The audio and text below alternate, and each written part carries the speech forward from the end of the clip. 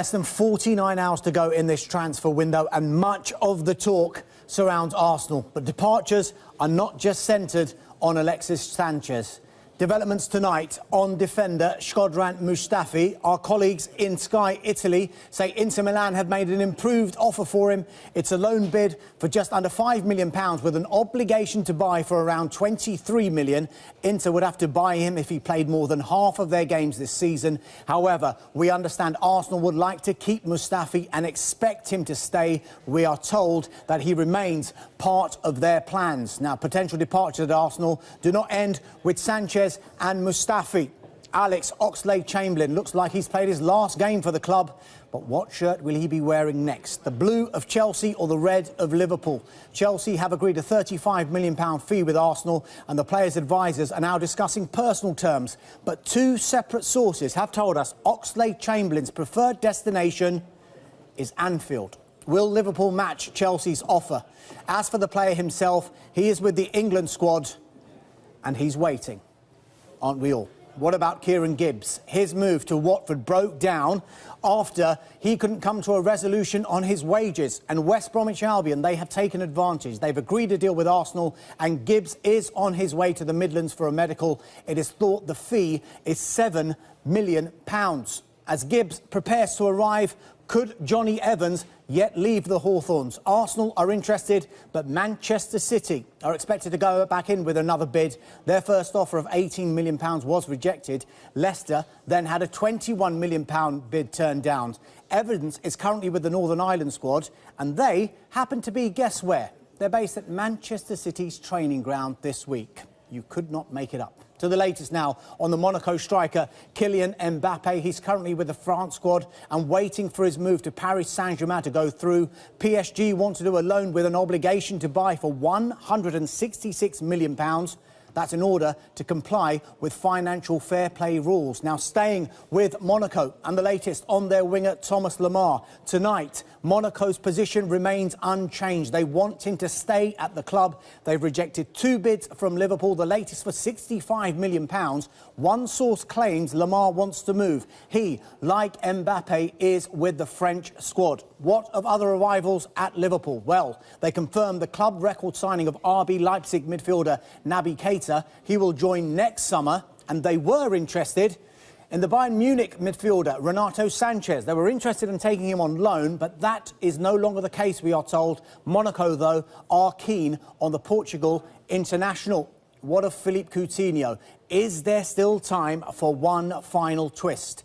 Well, he's recovered from his back injury and is training with the national team in Brazil. And these are pictures of Coutinho looking sharp and fit. The team doctor says the back injury was caused by emotional stress. As for the player himself, he still wants to go to Barcelona. The Spanish clubs say they will sign one or two players this week. Now, as for other departures at Liverpool, could Mamadou Sakho yet get a move away from the club? Well, Liverpool have rejected a third bid from Crystal Palace for the French defender. The bid was worth up to £25 million, with Liverpool valuing him at £30 million.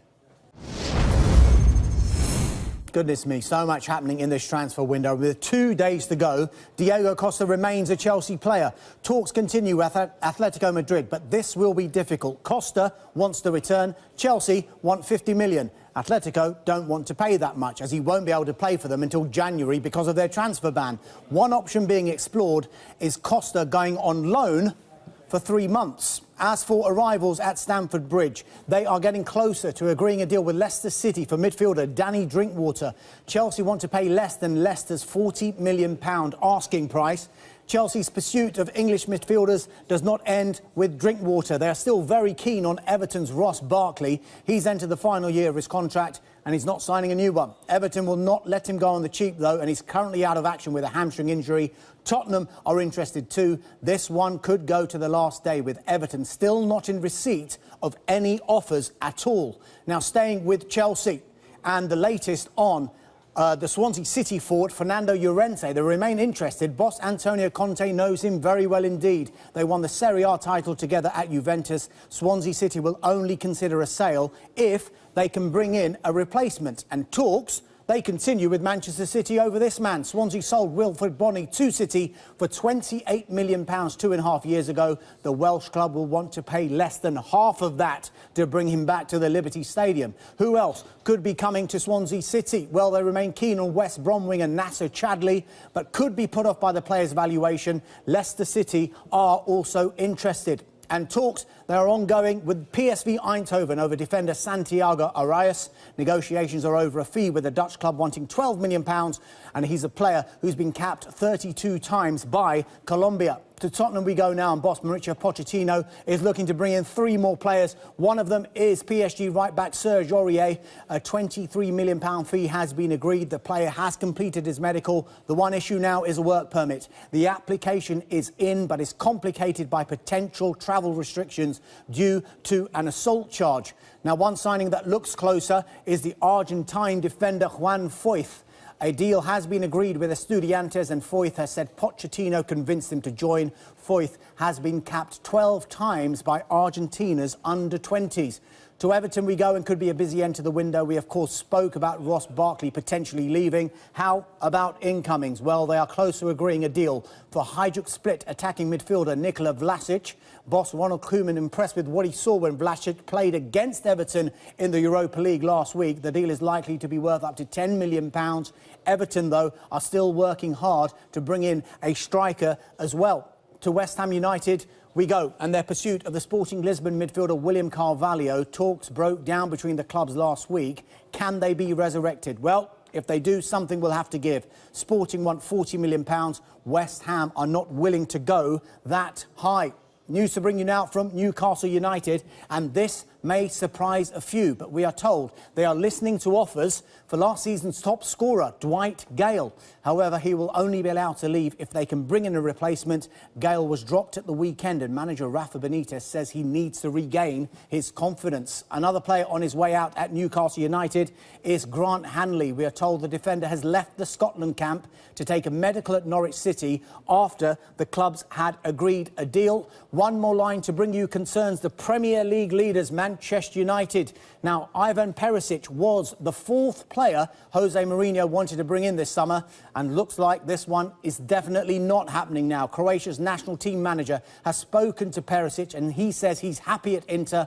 Our colleagues at Sky in Italy have been reporting he is close to signing a new deal. Every Premier League club has done some incoming business in this window. Huddersfield has signed the most players, 13 so far. Manchester City are the biggest spenders. Are they about to add to their squad with Sanchez and Evans? Tottenham, they've made 2 signings. That could at least double, but time is running out, and time is running out fast. A little over 2 days. That's 2 days for clubs to get their business done. Some are suggesting that he'll be unveiled at the end of the week. Some are saying that he's staying at Liverpool. One of those people, in fact, Liverpool CEO, is saying that he's not for sale and nothing has changed. And I tend to believe him, because this has been Liverpool's consistent line over the last few weeks. Absolutely unequivocal, not leaving any possibility of saying, you know, for the right money, or we can consider this. They've really put their neck on the line over this, FSG, and I don't see how they can stand down without losing a lot of face, without you know, doing a lot of damage to their relationship with the club and with the fans. And I think they're serious people. If they really thought about selling him, they could have just kept an ambivalent silence and not go into these details again and again, saying he will not be sold. And these reports are coming out because on the other side, Barcelona and the player side, they're still trying to push things along. And, you know, when the player says that he still feels that he might get a move, that's reported as news. But it only really says to you that somebody is trying to make the deal happen. But the people who hold all the balls, hold all the cards, I should say, are Liverpool. And I just don't think they want to sell. Let's just remind you of Coutinho's stats. They don't exactly blow you away. They don't suggest that he's a $150 million player. He's never going to be worth this again, is he? Oh, no, absolutely not. And on top of that, he might not get his move and might find himself on the bench for the time being, because Mane and Salah, albeit against a hapless Arsenal team, did a great job at the weekend, and he has to fight for his place back in the team, which I'm sure he'll get at some point. But with Liverpool's interest in Lemar from Monaco, it makes you think, and I haven't heard that if that one's going to be done or not, but if they do get Lemar, I think that would open the door for this potentially to happen. How are you feeling, Stevie? Fantastic. I'm very confident that nothing's going to happen. And I can't disagree with you when you say you look at those stats and it's not exactly 150 million guy, but it's not really about the money or anything else. It's about the Fenway Group making a statement that they want Liverpool to try and get back to where they were many moons ago at the top of the tree. Don't they need to buy a defender or two for that then? Well, they do. It's all right saying I'm not selling Coutinho, but you know what? And again, what I'm not going to argue with that either. But at the same time, they're not letting their best players go, and that's a statement in itself. I think it's an incredible statement because even in this inflated transfer market, that's twice what Coutinho is worth, quite easily. So from a purely a business point of view, it's bemusing to turn that kind of money down, but it sends absolutely the right signals to Liverpool, to their fans, and just as importantly for me, to the players, in that they're in control. I said a few weeks ago, I have no sympathy at all for Coutinho. Poor representation. You sign a new contract in January, and then all of a sudden you go in on this mini strop/strike. That's on you, and I have no sympathy for it. I think the biggest message here has been sent to Jurgen Klopp. Yep. You think about how many coaches and managers over the years at big clubs have had the rug pulled from under their feet when they didn't want it. If Stevie said the Fenway Group just say no, come Thursday when this is all over, you're not signing him, I think that's sent to Jurgen Klopp. Listen, we're going to do our damnedest to make sure they need to buy some defenders, but we're going to make sure to do our damnedest that we're not selling your best players. Yeah.